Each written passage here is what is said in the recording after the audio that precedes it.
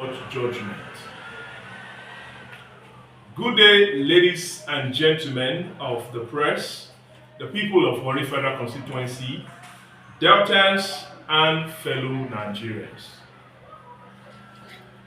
This press briefing is at the instance of Warri Reclamation Thrust to address the unnecessary delay of action on the call for investigation of Inec officials who are involved in the obvious fraudulent ward delineation exercise of Warri Federal Constituency, as we have alleged in our petition already submitted to the office of the President of the Federal Republic of Nigeria, the Senate President, the Speaker of the House of Representatives, the Inspector General of Police, the National Security Advisor, the Department of State Service, the Commissioner of Police, Delta State, and over 40 agencies of government. For the records, Warri Reclamation Thrust is an advocacy group of the Itsekiri ethnic nationality, calling for justice, equity, fairness, and application of the rule of law in all engagements that concern the Itsekiri people. We have in the past few minutes mentioned fraudulent practices and the need for investigation. You may wish to know more specially who the alleged suspects are, what precise crime they have committed, and what specific section of the law they have acted contrary to in the circumstances. Presently, answer these questions one after the other as you come with us. 1. Looking at the suspect on our list. In our earlier petition, we had sufficiently briefed the relevant agencies of government and the general public of how Inec perpetrated fraud in the delineation of the Warri Federal Constituency as follows. A. The assignment to redelinate Warri Federal Constituency was given to the National Chairman of the Independent National Electoral Commission, Inec, Professor Mahmood Yakubu, who suspiciously assigned Professor Rhoda Gomez, a person with tribal interest in the matter, to chair the said delineation committee. B. That both officials of Inec mentioned above then co-opted another person with the same interest in the matter by name Ellison Joseph Jumbo, the field operating officer of the exercise, who is also a person with the same tribal interest as Professor Rhoda Gomez. That Inec ignored the protest of the Itsekiri people asking Professor Rhoda Gomez and all other interested persons so assigned by Inec for the ward delineation exercise of the Warri Federal Constituency to step down. C. That the TRO then utilized their official position as a tool to commit compound fraud, illegality, and other felonious offenses as they relate to the ongoing proposal for the delineation and or redelineation of Warri Federal Constituency in disregard to the concerns raised by the Itsekiri in several petitions to Inec. Number 2, the alleged offenses now. A. That apparently induced by money, the above named suspect fraudulently and in a corrupt manner conducted the ongoing delineation and or redelineation of the Warri Federal Constituency by 1. Creating fictitious communities to form units that make wards. 2. Renaming of over 300 Itsekiri Aboriginal communities with Ijo and Robo names in disregard to well-known historical, public, and legal records to create units that make up wards for Ijo and Robo, as we have uncovered from Inec's proposal presented to stakeholders on the 4th of April this year 2025. It is 1 3 Warri local government area. Example, communities from Burutu, Bomadi, Ugeli South, Udu in Delta State, and communities from Edo and Ondo State were imported to make up units and wards in Warri Federal Constituency. 4. Illegally adjusting boundaries across Warri Federal Constituency, which is outside the scope of work of Inec. 5. The shocking metamorphosis of our one ward in an area now illegally called Baramatu became or turned 9 wards. It's a science that lacks empirical evidence and turns logic on its head. Sorry, I'll take that again. The shocking metamorphosis of our one ward in an area now illegally called Baramatu turned 9 wards is a science that lacks empirical evidence and turns logic on its head. We are therefore calling on Inec and their conspirators to explain to Nigerians the implication of this new scientific approach that defeats science. B. That the above conduct of the said suspect manifests the following specific offenses under the laws of the Federal Republic of Nigeria. 1. Removal of boundary marks with intent to defraud contrary to Section 457 of the Criminal Code Act.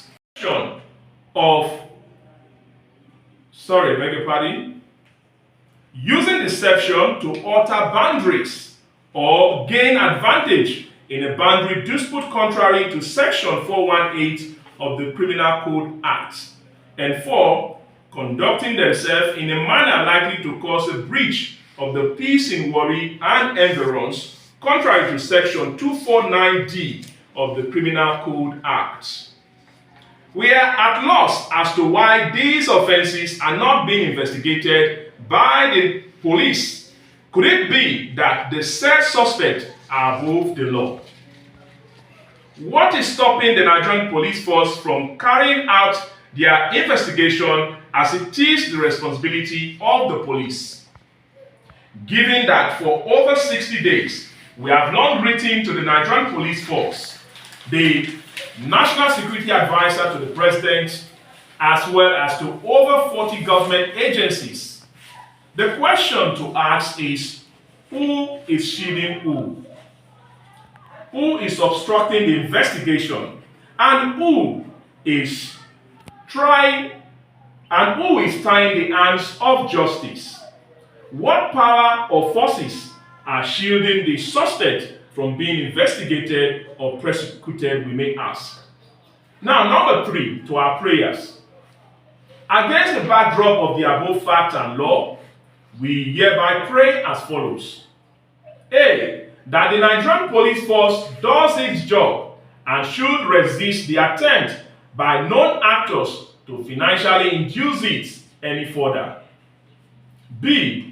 That the activities of Chief Government Ekpemukulu and Chief Michael Johnny regarding the threat to life of the people of Katu and Jagala communities, as well as the annexation of the said communities since the commencement of the delineation exercise and the release of the proposed reports to stakeholders on the 4th day of April this year 2025 should be investigated. C. That the President of the Federal Republic of Nigeria, the Defense Headquarters, and the Office of the National Security Advisor should forthwith intervene to put an end to the continuous intimidation and harassment of the Itsekiri people and the deliberate attacks on our communities by the Nigerian military under the guise of execution of pipeline surveillance contracts. It is now obvious that the said contract is nothing but a planned strategy to divest the communities of their inhabitants, all in a bid to disenfranchise and reduce the voting strength of the Itsekiri people during elections. D. That the government of Delta State should be responsible to its constitutional duty of protection of lives and property and stop the continuous attacks on Itsekiri people and communities with a view to preventing the situation from degenerating into the Okwama experience in Ughelli South, as we shall not give an inch of Itsekiri land, regardless of whether the federal government or state government acts or not. E.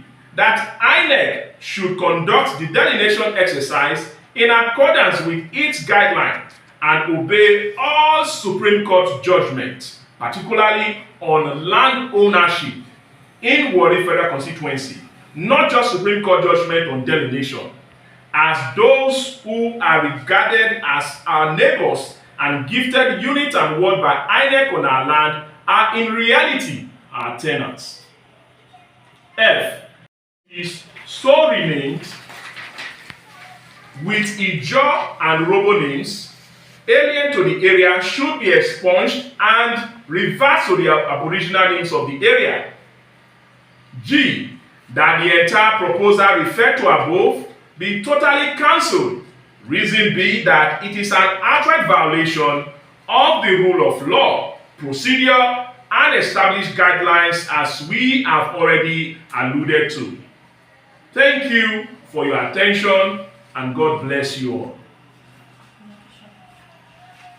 As Pro-Reclamation Thrust, we are demanding for the outright suspension of Professor Rodas Gumuz and all Inec staff involved in this.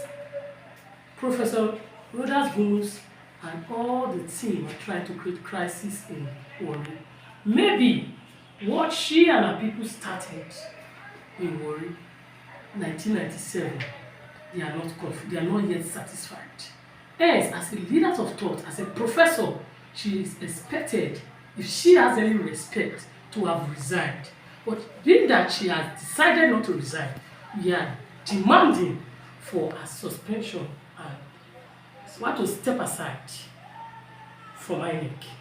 Her and all the team, that is the least that the Inec institution can do to redeem itself. Having said that, we also want to come to the Nigerian police. We are demanding that these people are not above the law. The last time we checked, in this country, they don't have immunity. They are not the presidents, they are not the governors. Professor Rodas Gumuz is not untouchable, except the government is trying to tell us that there are governments inside the government of the Federal Republic of Nigeria. So therefore, the documents, the petitions, our statements as we are with the office of the Commissioner of Police. We've also written our petition and we've given them all the necessary things needed by the Inspector General of Police and most especially the legal department. They have all documents with them. If they need us, we are presenting ourselves here at the risk of our life, given what is currently happening in the creeks. I must say that I'm highly disappointed with the Delta State government. Completely disappointed in what I'm seeing in this country. I'm beginning to ask, our children are coming. We as Itsekiri mothers, Itsekiri people, thinking for our future, we are worried with what is happening in Delta State today. Our governor, Sheriff Oborowole, who fought legally in all manners, fought legally to ensure that his ticket in PDP was retained through the Supreme Court, not because he's a street man or he's streetwise, no. His contemporary when he came to the general election was DSP of Yoruba, the former deputy Senate president of a ruling party in this country. God bless the President Muhammadu Buhari, a man of integrity, impeccable integrity. That is why he refused to sign against the Supreme Court judgment. God bless the former Attorney General of this country, Malami. SAN. He looked at law and he said, no, I can't sign against the Supreme Court judgment. And today, we see a governor who had one of the most highly contested elections went to court on several times, in fact, up to Supreme Court. Sheriff, a man of impeccable character, I must say, rest his soul. May God bless him wherever he is. But he allowed the rule of law to prevail. And that was why the issue went from the Federal High Court, from the tribunal, down to the appeal court, and it ended in the Supreme Court. And by that Supreme Court judgment, the rule of law, that was how Sheriff Obowoyi was finally accepted by all parties, including a former deputy senior president, that is the governor of Delta State, affirmed by the rule of law. And today, we see complete disregard under his leadership as the chief security officer of the state, backed by Supreme Court law, a Supreme Court governor for that matter. Now allows government to Pompolo and his team to form government inside his government. If he knows he can no longer control the state, he should please step aside. If he knows he's no longer the governor of this state, he should step aside so we know that it's Tompolo that is governing the outer states. How can a man in Tompolo, government in Pompolo, be making frivolous? We from Warri Reclamation Thrust, even as a convener, we are all watching. We are an advocacy group that believes in the rule of law. We believe and we respect your office based on the rule of law. And we don't understand how you allow government to Pompolo at 2025. Who gave you that man that calls himself the Commissioner of Information? That one is an embarrassment to himself, an embarrassment to the state, using the checking people's money, my money, as a normal indigene. My money! Give it to me after 2 years being taken from my land. Government of Pompolo is the one place misbehaving without the Nigerian security offices handling him. You are there as the chief security officer and your commissioner for information came on here. I was just spitting rubbish, speaking against the rule of law. After using my money, spending my money, because the government, because the law courts says you are the Supreme Court governor of the state. And today, what are we saying? By all of this, we want to state that the Itsekiri nation is worship. We as Warri Reclamation Thrust, we are reaffirming the position that our land will not be used to be sacrificed to please any ethnic journalist. Our land will not be used to please any political sponsor. We don't know what you have to, you are owing government to Pompolo. Please, Governor Sheriff, leave Itsekiri land alone. Call it to order. Let the rule of law stand.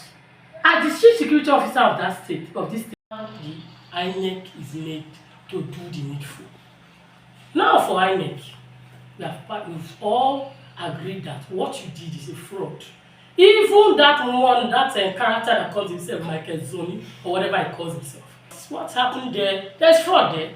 The Ogbujo people also agreed, and we are saying that Inec trash that rubbish and come and do proper delineation.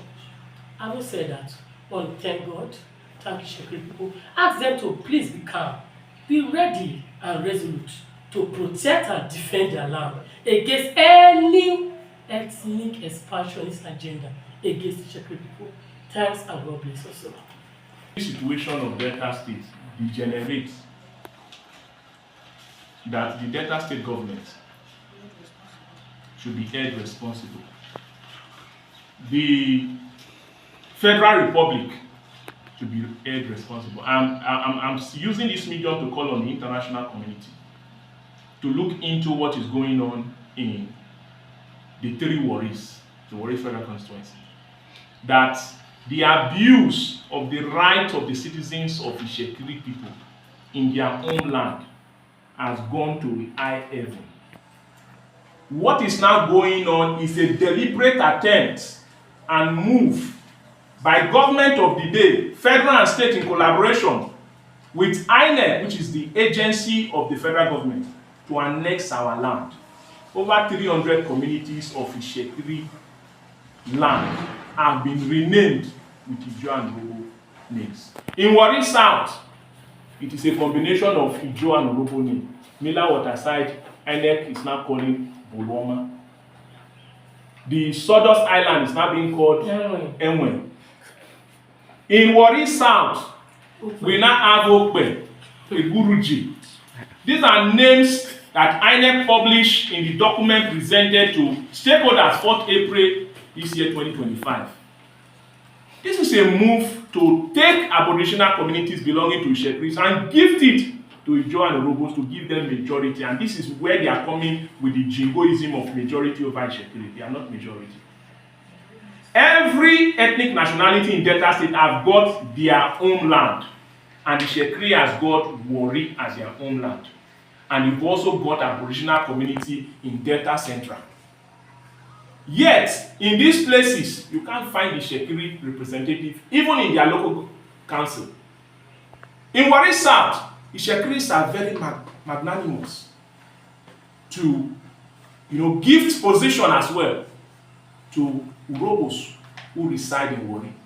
And for some corrections, the man who called himself Michael Johnny was referring to himself as our neighbor.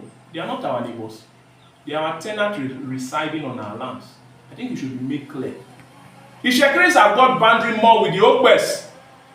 Go and check your map. Not with Ijaw, not with Urhobos. Urhobos are Ijaw, and Ijaw are residing in Itsekiri land under these 3 Warri local government area. So we cannot close our eyes and watch government allow these things to go on. They keep quiet and do nothing about it. How can you have a country that has a government and you have armed men invading communities, attacking children, attacking women, attacking youth, elderly, to annex the land and put them under duress where they will start signing paper to say, oh, we now belong to Baramatu. And you have a government, a sitting government, who is not ready to act. How can a governor be the chief security officer of his state? He should step aside. And yet sees all of these things and refuse to act? Let me even ask, where's the security that is being provided for people in the creeks? Yeah, government is going. Is it only in the urban or interland that we should have police station? What next our land and give them units and word that will make them majority? Now, they want to even not just take our land, but take our political power. They just have Burutu, they have Bomadi, they have Patani. Itsekiris were known as Aboriginal in Burutu. Today, they've chased all Itsekiri out of Burutu. But yet, they are residing in Warri Federal Constituency. They are not satisfied with that. They want to now take everything that pertains to Warri Federal Constituency and make it theirs through this corrupt and backdoor means. But we are saying no. And with the discovery we have made, submitted to several agencies of government, it is in the office of the President of the Federal Republic, in the office of the Senate President, the office of the Speaker of the House of Representatives, of course, in the tables of the NSC, the Inspector General of Police, the Commissioner of Police here in Delta State, and of course, several other agencies of government. Yet, they are failing to act. So we are saying all agencies of government should act on this petition and should do the needful. Where there is the need to prosecute after investigation, they should begin almost immediately. We want to see action. They should not wait till things degenerate before they begin to say, oh, some persons have taken laws into their hands. We are law-abiding citizens. We will not take laws into our hands. But we are crying out so that things doesn't degenerate. We all cannot easily forget what has happened in Okwama, in Ughelli South. I think they are yet to recover from it. And I don't think the government, is not aware of all that has happened there. And I don't think that the government wants that to happen in our case. So they need to act fast. The federal state government in collaboration should act fast and end this injustice, this illegality that is ongoing in the Warri Federal Constituency. Justice is what we seek, and justice we shall get. Thank you.